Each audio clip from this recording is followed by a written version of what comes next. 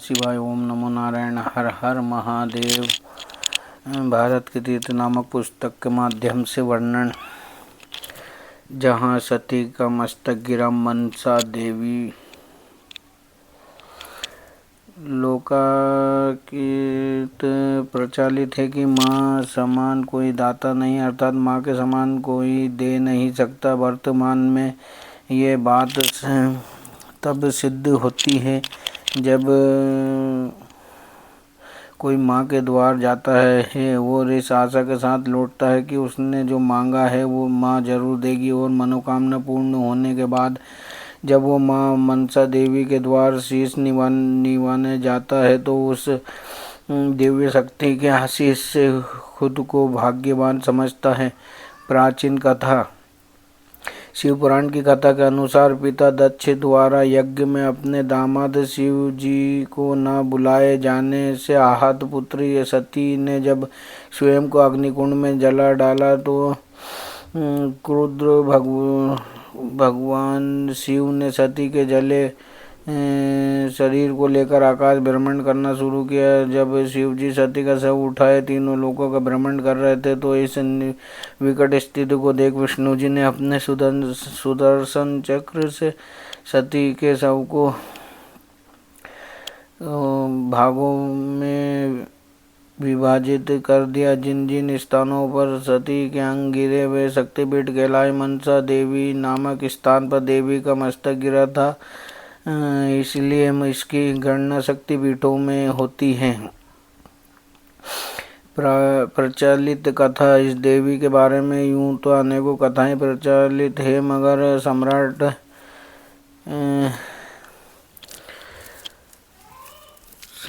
कहना तो हमारे लिए मुमकिन नहीं है।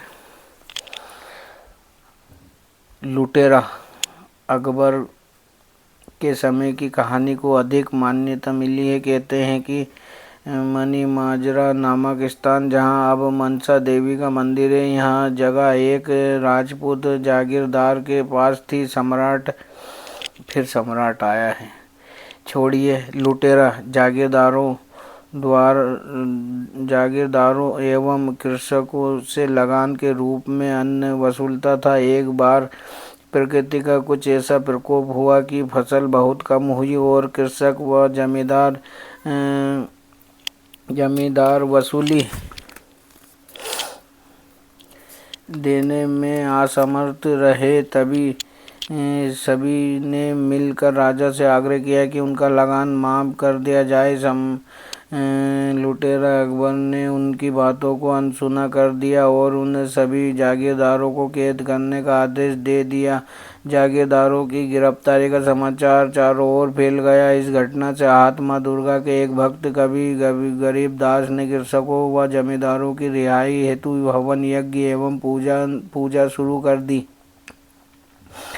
यज्ञ से प्रसन्न होकर देवी माँ ने कवि को दर्शन देकर पूछा, तुम्हारी क्या मनोकामना है? इस पर कवि गरीबदास ने कहा, माँ आप उन निर्दोष कृषकों व जागीरदारों को रिहा करवा दे जिन्हें लुटेरा अकबर ने कैद कर रखा है। माँ ने गरीबदास को आशीर्वाद दिया और अंतर्ध्यान हो गई। जागीरदारों ने मुकदमे में जीत हासिल कर ली और उनका उस साल का लगान माफ हो गया। इस घटना के बाद सभी जागीरदारों ने मिलकर कवि गरीबदास द्वारा किए गए यज्ञ पूजा के स्थान पर एक मंदिर बनाने का निर्णय लिया। उन्हें जब देवी के प्रकट होने व गरीबदास को आशीर्वाद देने का पता चला तो सबने मिलकर वहाँ मंदिर बनवा दिया, जो आज की मनसा देवी अर्थात सभी के मन की आस पूरी करने वाली देवी के नाम से जगत प्रसिद्ध हुआ। महाराजा पटियाला को देवी का आदेश। कहते हैं कि एक दिन पटियाला रियासत के महाराजा को देवी ने स्वप्नों में दर्शन दिए और कहा, मैं मणिमाजरा नामक स्थान पर प्रकट हुई हूँ, तुम वहाँ मेरा एक सुंदर मंदिर बनवाओ। क्योंकि राजा पटियाला देवी माँ के अनन्य भक्त थे, इसलिए उन्होंने स्वप्न में मिले देवी माँ के आदेश का पालन किया और मणिमाजरा में एक विशाल एवं भव्य मंदिर का निर्माण करवाया। जिसे मनसा देवी नाम से ही प्रसिद्धि मिली। इतना ही नहीं, देवी भक्त महाराजा ने पटियाला नगर में भी देवी का एक विशाल मंदिर बनवाया। हरिद्वार में मनसा देवी के दर्शन। मंदिर में मनसा देवी की प्रतिमा 5 फुट व 3 मुख वाली है। वाम भाग में हवन कुंड तथा शीतला का मंदिर है। दक्षिण भाग में चामुंडा देवी और लक्ष्मी नारायण जी का मंदिर है। सन्मुख भगवान शंकर जी का मंदिर है। पश्चिम की ओर शिव जी का प्राचीन तथा प्रधान मंदिर है। मंदिर की परिक्रमा में भी विभिन्न देवी देवताओं की सुंदर मूर्तियां दीवारों पर बनाई गई हैं। 3 सिर व 5 भुजाओं वाली प्रतिमा मनसा देवी के ही नाम से हरिद्वार में भी एक भव्य मंदिर है। शिवालिक पर्वत के शिखर पर स्थित ये मंदिर भले ही शक्तिपीठ नहीं है, मगर इस माया नगरी का ये मंदिर माता के भक्तों में खासा प्रसिद्ध है। यहाँ भी लोग अपनी मनोकामना करते हुए मंदिर के पास ही एक वृक्ष पर सूत का लाल धागा मूली बांधते हैं। इस प्रसिद्ध मंदिर को जाने के लिए रोप वे का मार्ग भी है। पैदल 1 किमी की चढ़ाई है। महाभारत में भी है मनसा देवी का वर्णन।